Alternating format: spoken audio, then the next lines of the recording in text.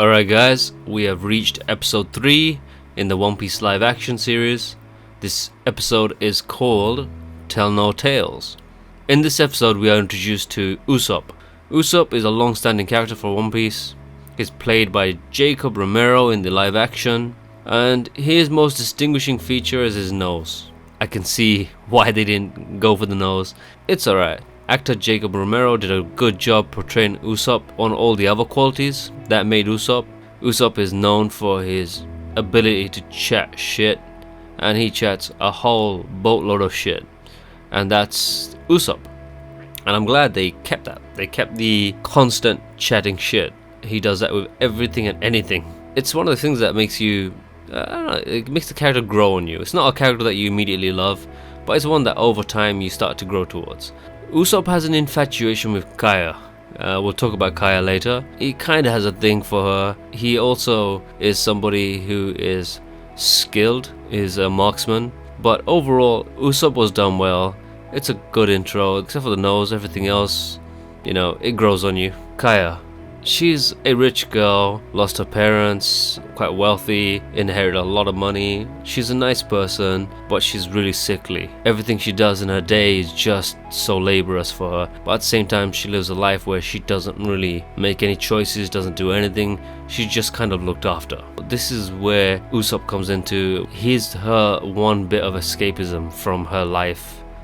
He gives her something to dream about, something to hope. He brings a ray of sunshine into her life. So this is why she's friends with Usopp. She knows he chats shit, but it puts a smile on her face. And for her, it's worth it. In this episode, you have the Straw Hats arriving at Syrup Village, and they're trying to obtain a boat. That's pretty much the premise of the episode. They are initially trying to find the perfect boat, the boat that kind of sings to them, that kind of is for them, is built for them. Along this journey, they end up meeting Usopp, and I don't want to go too into detail about everything that happens in the episode, so I'll keep a lot of that out of the review.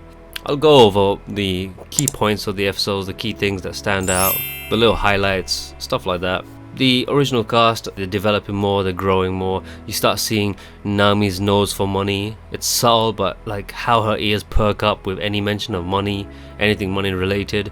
It's nice to see them keep that kind of gold digger aspect of Nami there. But at the same time, you can tell she is always conflicted. There's goodness in her. It's great to see the Going Merry. I mean, Going Merry is such an iconic ship.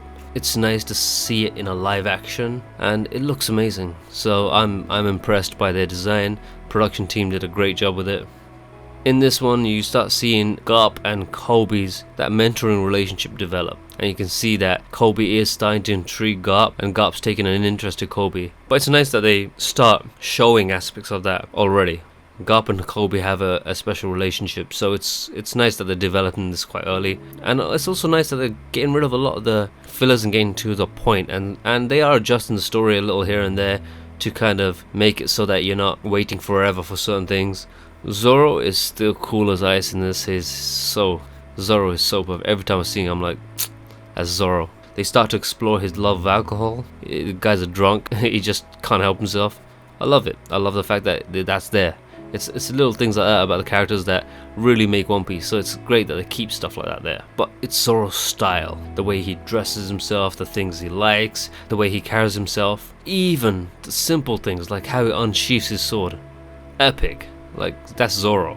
It's also nice that they develop Luffy a little bit more. Like, you start seeing more aspects of Luffy that makes Luffy. And one of those is his inability to keep his mouth shut.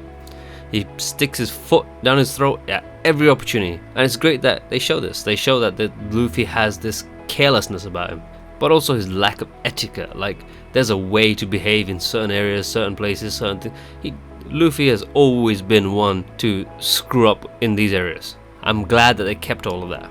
Arlong, they kind of touch on him a little, but they don't go too much into him. I'm probably going to leave him for later. I don't want to go into too much detail about Arlong. There's a lot about Arlong to know. Yeah, he does make an appearance in the episode as well. Overall, this is one of the better episodes. You start seeing a lot of the crew slowly starting to gel, form, but also the little cracks here and there as well. At the same time, you see Usopp, his arc, you see his story, it humanizes him a little bit. This episode is a two-part episode, one of the better episodes. It's got a lot of depth to it. It's got good pacing. You're always seeing something, and it never felt slow. This episode was done quite well.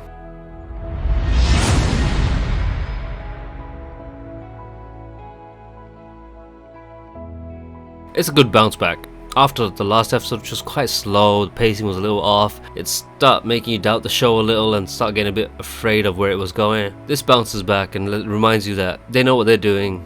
Just trust in them, follow the show, and it gets better.